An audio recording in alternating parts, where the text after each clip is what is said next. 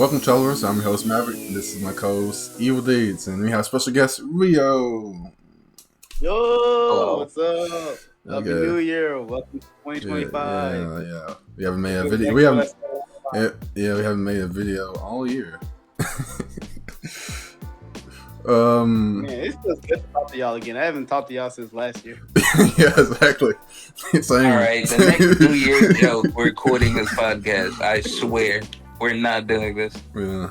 Bro, it's my whole bit. It's all I have when the year starts. I mean, I do love doing that. I do love doing the thing where it's like I haven't done this all year. But you know what I haven't done all year is go over the news. First thing, the Brilliant Healer's Life in the Shadows anime second teaser video reveals more cast. Second, Disney XD airs Yu-Gi-Oh! Go Rush anime US on January 11th. You're free to stop pitching whenever you want to. Live action Sonic the Hedgehog 3 film stays number one in the US box office the second weekend. Near time to the game crosses 9 million shipments and downloads. And SNK established KOF Studio, which I think is going to be a studio primarily focused on the development of KOF. Not sure if they're not going to do any more games, but maybe that's what this means. Alright. Our main topic for today is going to be story modes in video games. What you like about them, what makes them work, what games do them best, all that stuff. So, yeah, for me, I like Fire Emblem, God of War. I think those have like some of the best story modes. And Kingdom Hearts has a good story mode. And any other game I played, Uncharted is also pretty good too. What about y'all? I'm a big... All right, go ahead, Elite. Story for games that I've enjoyed just on story, easily Persona 5, Metaphor Fantasio was made by the same people at Atlas, and Cyberpunk 2077. I fucking love Cyberpunk 2077, man. Cyberpunk is easily my game of the decade. I ain't gonna lie to you. And anyone that can argue it, anyone that wants to argue it, can fight me. That's it. I don't know about it fighting your ass. We all shaking I'll fight hands. you. We wearing bits of suit. Drinking martinis. We are agreeing. I mean, bro, like, there are people out there that don't like Cyberpunk, but it's also because they haven't played Cyberpunk, and they're followers. They're losers. They haven't met Pandam, and they never will. Pandam. We're going off track. I'm a big... I'm gonna throw out some wild ones because I recently beat Azura's Wrath. That probably has one of my favorite story modes I've ever played. Oh, yeah, I've seen clips of Azura's Wrath. That game is insane. I've seen a bunch of edits for Azura's Wrath on YouTube. Yeah, it looks pretty crazy. Isn't the whole point of it is that you're just fighting God? Yeah. Yeah. I can give a deep dive into Azura's Wrath because I played that game and I have to replay it like 7 times to get all the achievements that I want. Because I want 100% that game. And Oh my goodness. It's basically you are fighting gods, but you're not fighting them for no reason because you were one of them. Them were once your homies. Oh really? I didn't know that. Oh, it's like you got betrayed and now you got to climb back up to the top. Okay, cool. Essentially. No. Not. I'm pretty sure. No. It's just because he's not climb trying to to the get top. back to the top. He's All right, doing it for like. Revenge. I mean, climbing everybody to the top by like murdering everybody else above you. Yeah. Yeah, okay. I'm gonna give a quick breakthrough of the game because this is gonna lead into why this is one of my favorite story games. And I'm going to bring up the points of why I think this is. Oh yeah. I should do a disclaimer. Yeah, spoiler disclaimer. We're gonna be talking about details of these games. We're like, okay, cool. All right, so Azura's Wrath. You play as Azura. You are the god of wrath. Your entire thing is that you are just one angry motherfucker and you fight. The entire point of the game is that these guys are trying to stop this. I don't think it's an ancient evil. I just remember it's an evil. It's an evil of their home planet that basically comes out every thousands of years. Giant tentacle monster grabs on tentacle rock monster starts fucking the planet and it's like, evil and start sending out spaces. You're in space a lot. The guys in this game are crazy. So there is a way to defeat. You've been fighting these monsters for years, and there's a way to defeat them. But to do that, they need a source of power. And the greatest source of power that exists right now is your daughter. What? Oh, this reminds me a lot of God of War then. Oh no. Yes, essentially, yes. I mean, so what happens is that I'm gonna be real, I do not remember all of their names. Their names are very irrelevant considering you punch all of them in the mouth at some point. Everybody has a plan until you punch them in the face. The biggest one, he cocks up this plan to murder your emperor. Basically, murders the god emperor, pins it on you, has everyone chase you down, kills you in front of everyone and names you a betrayer, throws you down to hell, and then he takes over and he remakes everything in his image. And he kidnaps your daughter and kills your wife. Damn. This really does sound like God of War at the beginning. Like everything down to like your wife and daughter getting like, well, at least I think the daughter doesn't really survive in God of War, but you know. No, she's dead. Who in Sora or God of War? In God of War, you the end of the story, you save the daughter, kind of, technically. There's two. You save her spirit. You probably save her spirit. We're gonna get to the canon ending. Yeah. We're gonna get to the canon ending. So throughout the entirety of this game, Azora's goal is to get back to the surface. Well, actually, no. When he first comes back to life, he doesn't have a goal. He is just wandering. It only happens to be when those gods come back to Earth at the same time that the monsters are reappearing, that Azora gets caught in the middle, and all of a sudden he's now a target. Because now that he's alive again, they need to get rid of him. And the thing is that he's just been walking around doing nothing. He's not a threat. But you know what? So they start sending the gods after you. You fight the first one. I remember his as Wizen, because my favorite thing about Wizen is that if you've ever seen any like random clips recommended to you for Azora's Wrath, the giant Buddha guy.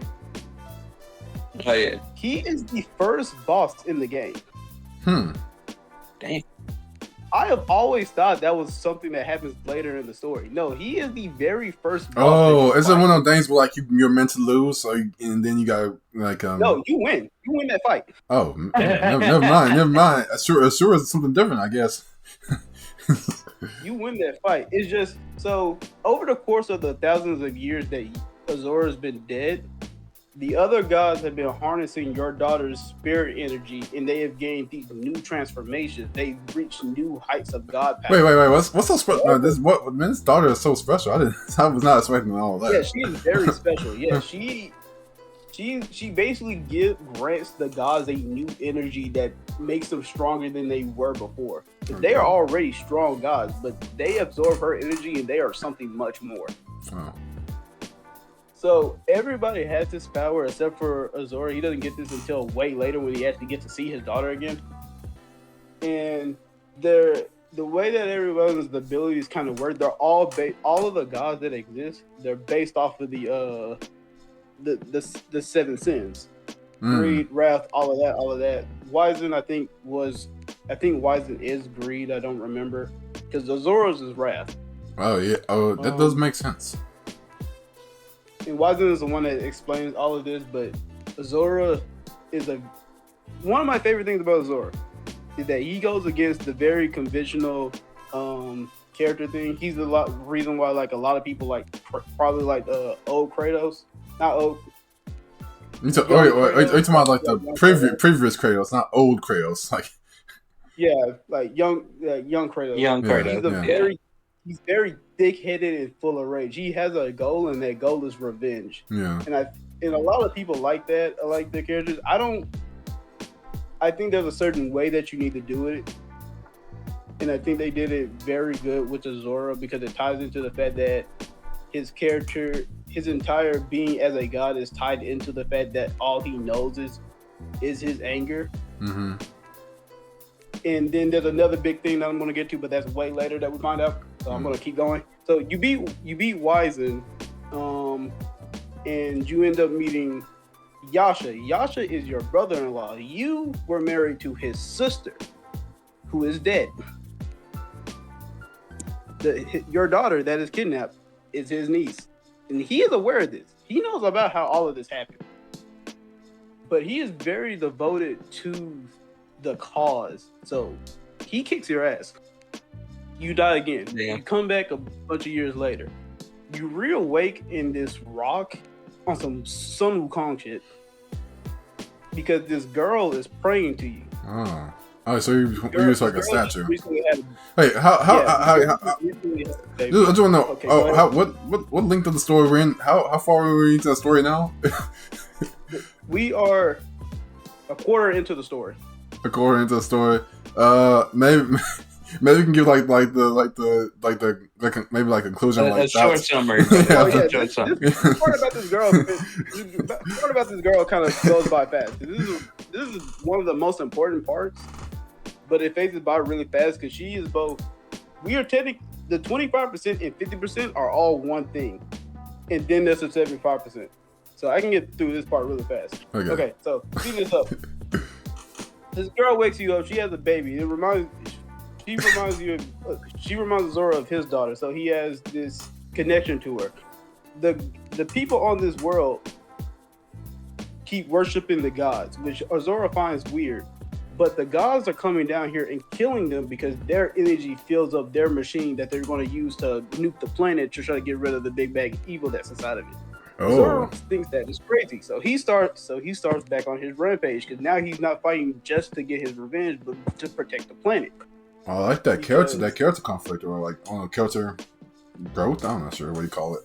Maybe it's a mix of concept and character because there's a reason why he's fighting for the planet that he doesn't realize. But as he's doing this, he ends up killing another guy, comes back down, and then the guys nuke that village that he was in, killing that little girl, which sends him off the reins. So every god, well, not every god, but almost all gods have that extra transformation. Some of them get it from that extra power from his daughter. He gets it because his rage is connected to the planet. So everyone's what is it? What was I saying? Everyone's like emotions, their god emotions related to their sin is connected to their planet. He is the anger of the planet.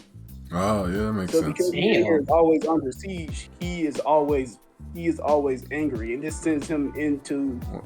Does that also make him like? Does that make him like always the strongest? Like because everybody's angry. Technically, yes, because no one understands why he is this strong because he's not supposed to be. He's been dead twice for the last like 12,000 years. Yeah. He's the only one that's not absorbing his daughter's power, which is why everyone else is so strong. He's just doing this because he's upset. Well, when he's upset, that's like his main. That's where he gets his power from. Yeah. It's like wondering why the Hulk is so strong when he gets angry. It's like, wait, that's what his whole thing.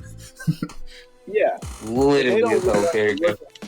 They don't realize it works like that because it's a direct correlation to him to the planet's emotion. Because Yasha, his brother-in-law, because the planet is always under siege, he's always looking very sad. But it isn't until he has another fight with Zora and he realizes he's been on the wrong side that he's like, I don't need to be sad anymore. I need to do the right thing. But we're gonna get to that too. Right. So you kill another guy in the time that Zora is going off his rocker. In the time that he's been dead, there's 12 years, they've been building this giant Buddha machine that's going to shoot a super laser at the planet. And Zora is such a threat in this moment in his frenzy that one of the guys tries to use the machine on him, which is what causes Yasha to be like, hey, maybe we need to chill out. So he tries to stop that and he throws the laser off course before it can hit Azura, because he's not doing it for Azura, he's doing it because it's not the right moment. But Azura goes on a rampage They go to destroy another city. Yasha comes down, ends up killing another god that explains the entire thing to Asura, that sends him into another frenzy because he's still in this crazy transformation. He has no control of his body. He fights Yasha. Yasha knocks some sense into him. Then they both go up to the giant super ship to fight the last two gods that exist. In defeating the main god, in freeing his daughter, they realize they still have one job left to do. They need to save their home planet. So they do a lot of flying down the space stuff and some other stuff, and they go inside the planet where they find the core of this evil. I forgot what it was called. I think it's pronounced like Gaia or something, but it's not spelled Gaia. Mm. And they fight that thing off together, and then they return home, and Azura gets to be with his daughter, and Yasha gets to be with his niece, and is all happy. That is the first ending. The canon ending is after you do all that. There's the entire every time you die, you reclimb these pillars while you were in hell to get back. Okay, but wait, I think that's good enough idea for story. all of the 25 minutes. Oh my goodness. Okay, well, okay. What do you like about the story? Are we still doing the 25 minutes? we are. Yeah. See, this is why I cut you people off. No, I could have cut him off years ago. I just decided not to. I was listening to the story. I was listening to. I forgot we were still doing the 25 minutes. That's the only reason I didn't stop. Otherwise, I would have focused on I was supposed to. Okay. We're doing it. We're doing it now. I guess we know what thumbnail's gonna be now. Okay. What about you? What story mode do you? What story mode do you really like? It has to be cyberpunk because in terms of just like what's so funny, bro has been waiting hours to say that. But like cyberpunk is just like cyberpunk gives me everything I want, bro. Like you can play your character the edgiest way possible while still somehow managing to be not a hero, more like an anti-hero. Yeah. Or more like a mercenary, or just a mercenary in general. Yeah, it's just a merc. Yeah. Essentially. But you start the game off as V, and you have 3 different paths you can choose. I've played each path, but my favorite is Street Kid. You were born in the streets. You did some crime and you had to leave the city, so you're coming back to Night City like after 6 years. I like that premise. You're familiar with the city, but you gotta get back into the hang of things. I like that. Oh, it was weird. I thought he was just there on a field trip. Field trip.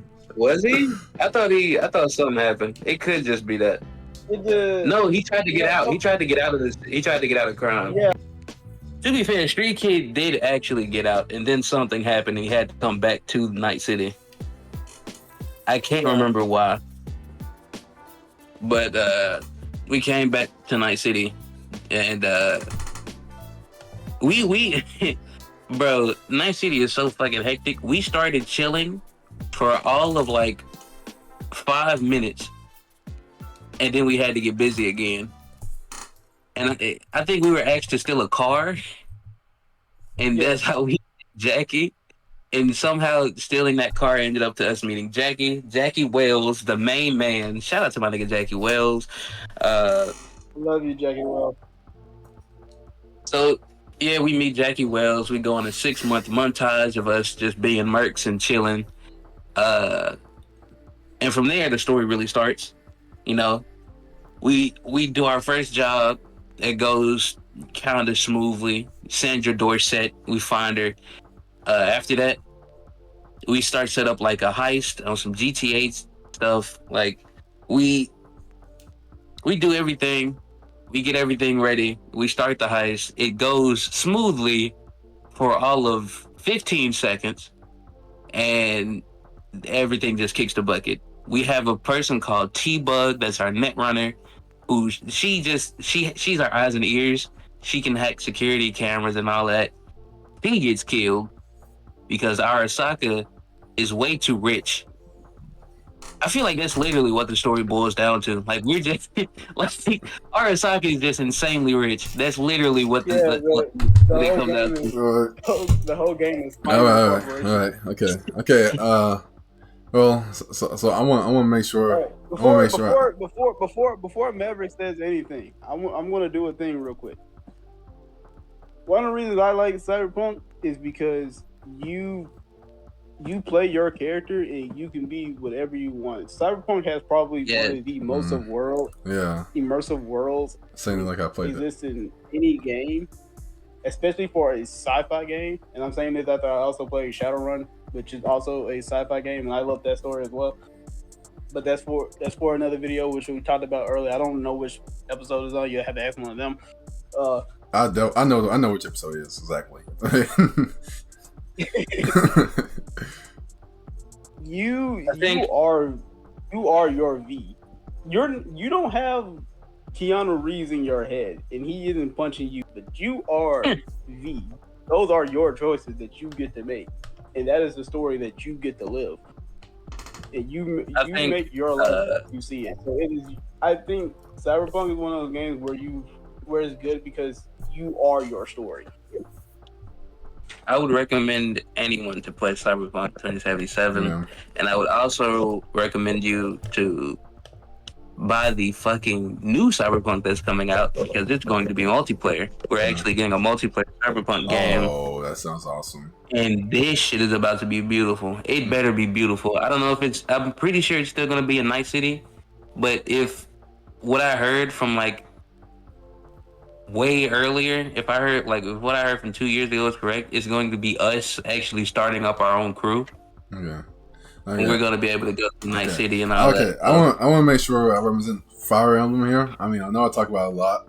I would talk about God of War too, but like since he mentioned Shura's Route and like that game's plot is so similar to God of War in some ways, I feel like you get God of War already. And also I didn't start God of War. Well, didn't start this one either, like since the beginning. But Fire Emblem's been going on forever, so and each one's like its own story. Anyway, I want to talk about Fire. I want to make sure everybody knows that Fire Emblem Three Houses has a great story. And it's weird. I haven't really told you all about what the story of Fire Emblem is, like Three Houses is at least. I haven't told you all about what happens in the game. Now I think about it, that's crazy. You won't get a chance to. That's all the 25 minutes that we have today.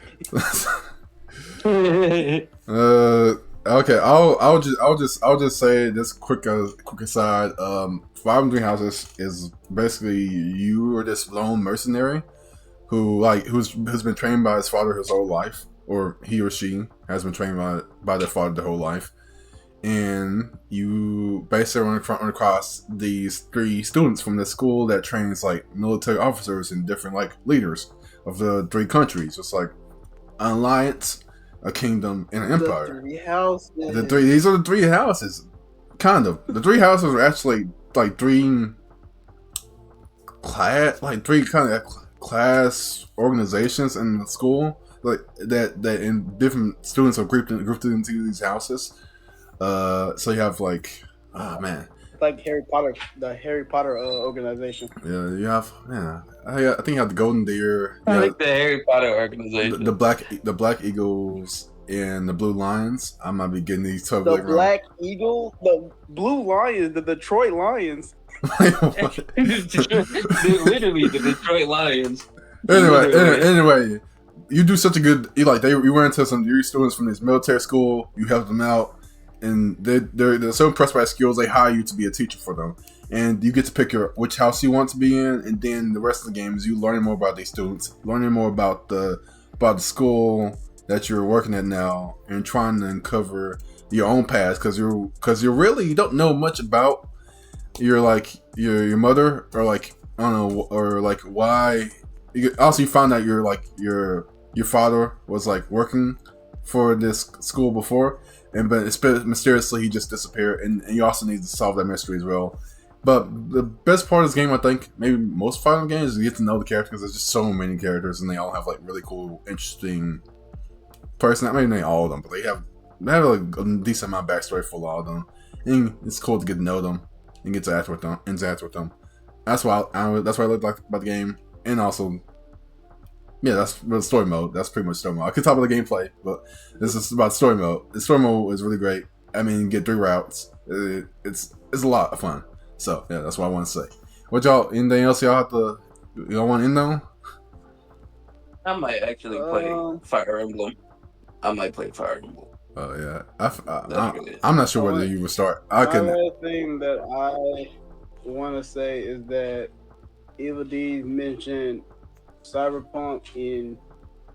I'm not going to go on another tangent, especially not about this game, because that would take us literal years to get through.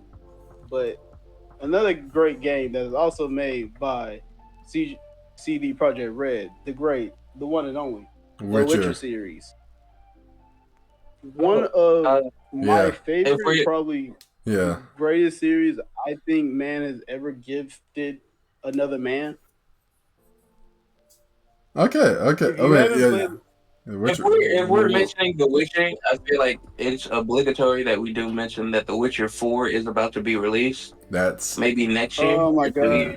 Yeah, that's awesome. And the main character for the first time in the series is actually the person that we've seen in every other Witcher, which is Ciri. She's finally grown into her own hunter, I guess. Yeah. So now she is the Witcher. Yeah, that sounds great. So I want to say this now, because I know how people are these days. Oh, she's not Geralt. Of course she's not Geralt. That's the point. That's the point. Geralt had 3 games. We're trying Geralt fought for his life. We're trying something new. We're trying something new here. It ain't even trying something new. Geralt wants to rest. Let the man rest. I'm not trying a new main character. Old. That man is old as hell. That nigga has gray hairs. Wait, he has gray hairs. I thought his hair was normally silver though. His hair is always been silver, but he has gray hairs. he's losing the luster. It's a very important. This has nothing to do with the conversation we were just having, but I just want to say I think it's a very funny fact that it is a very important gameplay mechanic that Geralt grows a beard if you shave it off. Is what you're thinking. Okay. Well, that's pretty much all I had to say about y'all. That's it. All right. I'll see you on next one, travelers.